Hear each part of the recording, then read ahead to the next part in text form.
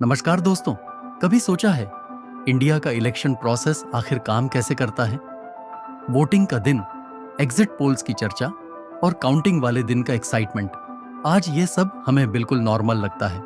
लेकिन एक समय था जब इंडिया में इलेक्शन सिर्फ वोटिंग नहीं बल्कि एक विशाल, जटिल और महीनों तक चलने वाली प्रक्रिया हुआ करती थी। इलेक्शन महीनों तक चलते थे और काउंटिंग कभी कभी हफ्तों तक, और सिस्टम पूरी तरह पेपर बैलेट्स पर निर्भर था, जहां एक छोटी सी गलती, एक गलत मुहर आपका पूरा वोट बेकार कर देती थी, जहां बैलेट बॉक्स जबरन भर दिए जाते थे और कई जगहों पर बूथ कैप्चरिंग आम बात थी। और हां, ऐसे हालात भी थे जब वोट सच में चुरा लिए जाते थे। लेकिन फिर इंडिया ने एक ऐसा निर्णय लिया जिसने सब कुछ बदल दिया।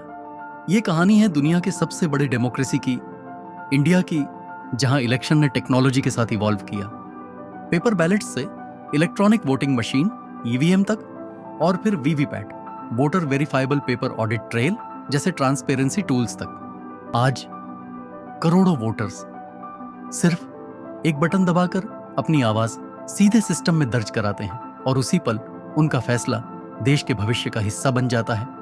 सोचो कितना बड़ा ट्रांसफॉर्मेशन है ये।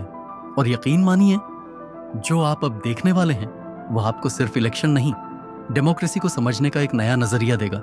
इंडिया की इलेक्शन जर्नी सिर्फ वोटिंग की कहानी नहीं है, यह ट्रस्ट की कहानी है, यह स्केल की कहानी है, यह संविधान, संस्थानों, रिफॉर्म्स और टेक्नोलॉजी के मिलकर डेमोक्रेसी को चलाने की कहानी है। और जब हम कहते हैं कि इंडिया दुनिया का सबसे बड़ा डेमोक्रेसी है, तो यह कोई स्लोगन नहीं, यह एक ऑपरेशनल मिरेकल है। इलेक्शन कमीशन ऑफ इंडिया एक संवैधानिक संस्था है जो लोकसभा, राज्यसभा, विधानसभाओं और राष्ट्रपति, उपराष्ट्रपति के चुनाव कराती है। सबसे पहले समझते हैं कि इंडिया में इलेक्शन का फॉर्मेट होता क्या है। इंडिया में इलेक्शन एक ही टाइप के नहीं होते। नेशनल लेवल पर सबसे महत्वपूर्ण चुनाव होता है लोकसभा चुनाव। इसमें देश को संसदीय क्षेत्रों में बांटा जाता है और लोग सीधे अपने सांसद को चुनते हैं। जिस पार्टी या गठबंधन के पास बहुमत आता है वह केंद्र में सरकार बनाता है। राज्यसभा अलग होती है, उसके सदस्य आम वोटर सीधे नहीं चुनते, उन्हें ज्यादातर चुने हुए विधायक इनडायरेक्ट चुनाव के जरिए चुनते हैं। स्टेट लेवल पर विधानसभा चुनाव होते हैं जहां वोटर सीधे अपने विधायक को चुनते हैं। कुछ राज्यों में विधान परिषद भी होती है, लेकिन हर राज्य में नहीं। Election commission of India in राष्ट्रीय और राज्य स्तरीय चुनावों को एडमिनिस्टर करता है। यानी सरल भाषा में, दिल्ली की कुर्सी के लिए लोकसभा, स्टेट की कुर्सी के लिए विधानसभा, और दोनों में वोटर का रोल डायरेक्ट। लेकिन इंडिया की डेमोक्रेसी सिर्फ दिल्ली और स्टेट कैपिटल्स तक सीमित नहीं है। यहीं आता है दूसरा लेयर, पंचायती राज। पंचायती राज ग्रामीण भारत का ग्रास रूट्स डेमोक्रेसी मॉडल है। 73वां संविधान संशोधन 1992 ने संविधान में पार्ट 9 जोड़कर पंचायतों को संवैधानिक दर्जा दिया। इस सिस्टम का बेस है ग्राम सभा, यानी गांव के रजिस्टर्ड वोटर्स का कलेक्टिव बॉडी। इसके ऊपर 3 स्तरीय पंचायत संरचना होती है: ग्राम पंचायत, पंचायत समिति, जिला परिषद। पंचायत चुनाव आमतौर पर स्टेट इलेक्शन कमीशन कराती है, न कि इलेक्शन कमीशन ऑफ इंडिया। अनुच्छेद 243 के यही कहता है। यानी इंडिया की डेमोक्रेसी टॉप डाउन नहीं है, यह संसद से लेकर पंचायत तक चलती है। प्रधानमंत्री से लेकर मुखिया तक हर स्तर पर डेमोक्रेसी का इंजन चलता है। अब आते हैं आजादी के बाद के सबसे क्रिटिकल चैप्टर पर। 1947 में इंडिया आजाद हुआ, लेकिन सवाल था, क्या इतना बड़ा, डाइवर्स, गरीब और कृषि प्रधान देश डेमोक्रेसी चला पाएगा? संविधान ने कहा हां। 26 जनवरी 1950 को संविधान लागू हुआ और अनुच्छेद 324 के तहत इलेक्शन कमीशन का रोल केंद्रीय हो गया। 21 मार्च 1950 को सुकुमार सेन पहले मुख्य चुनाव आयुक्त बने। यूनिवर्सल एडल्ट फ्रेंचाइज का निर्णय रेवोल्यूशनरी था। 21 वर्ष से ऊपर के सभी वयस्कों को वोट का अधिकार मिला। लेकिन 1988 में लॉ बदला और 18 साल के युवाओं को भी वोटिंग का अधिकार मिल गया। जब 18 साल के युवाओं को वोट का अधिकार मिला, तब इंडिया का लोकतंत्र और भी जवान हो गया। आते हैं इंडिया के पहले चुनाव पर। अब सोचिए, चुनौती क्या थी? ना इंटरनेट, ना कंप्यूटर, ना मोबाइल, ना डिजिटल डेटाबेस, और देश का आकार महाद्वीप जैसा। लॉजिस्टिक्स बेहद सीमित, लिटरेसी बहुत कम, ट्रस्ट शून्य से बनाना था। इंडिया का पहला आम चुनाव 25 अक्टूबर 1951 से 21 फरवरी 1952 तक चला। लगभग 17 करोड़ 30 लाख वोटर्स रजिस्टर्ड थे। पहला चुनाव कई चरणों में हुआ।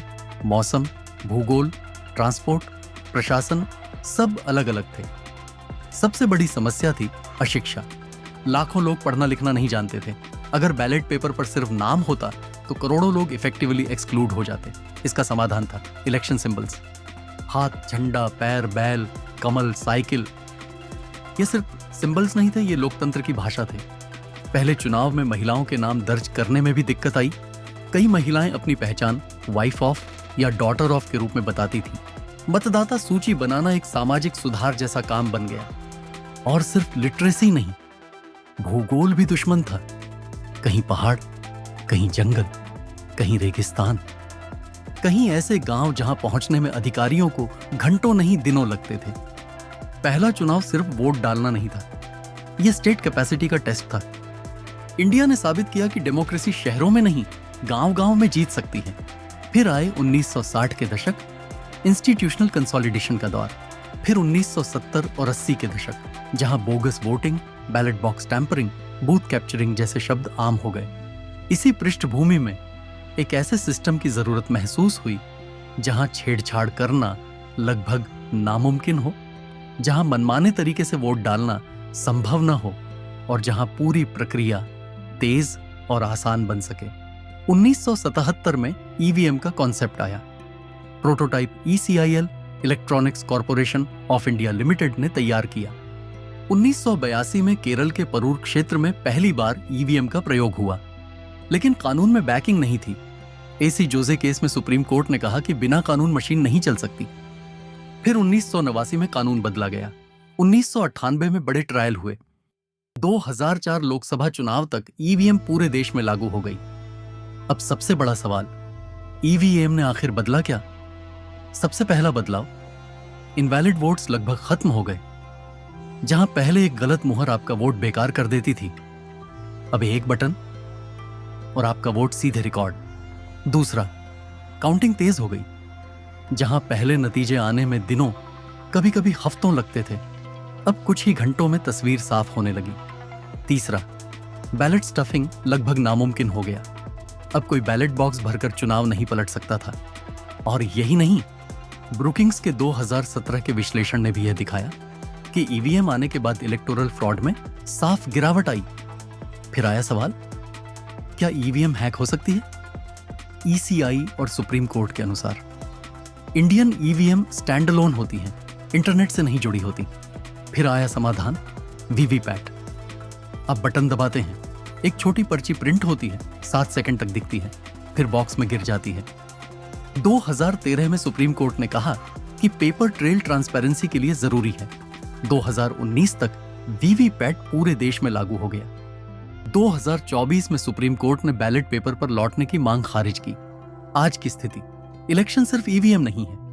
आज CVIG लैब, सुविधा पोर्टल, डिजिटल टर्नआउट डेटा, इसीनेट जैसे सिस्टम मौजूद हैं। 2024 का लोकसभा चुनाव, इलेक्शन कमीशन ने इसे अनप्रेसिडेंटेड डेमोक्रेटिक एक्सरसाइज कहा।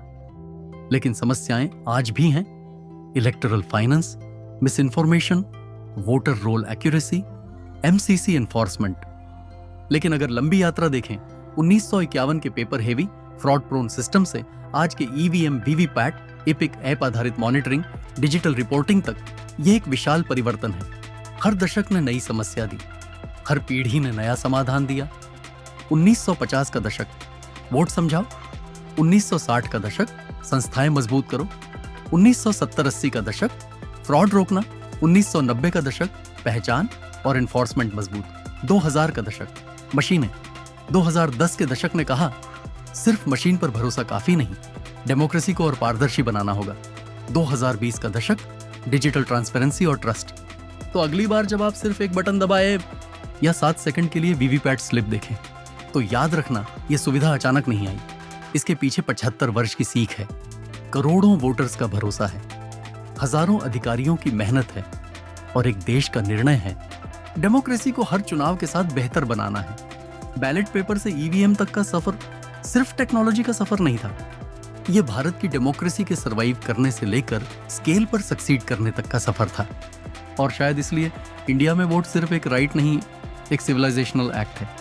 उम्मीद है इंडियन इलेक्शन का ये कहानी एंगल आपको पसंद आया होगा। मिलते हैं अगले ऐसे ही रोचक वीडियो में। धन्यवाद।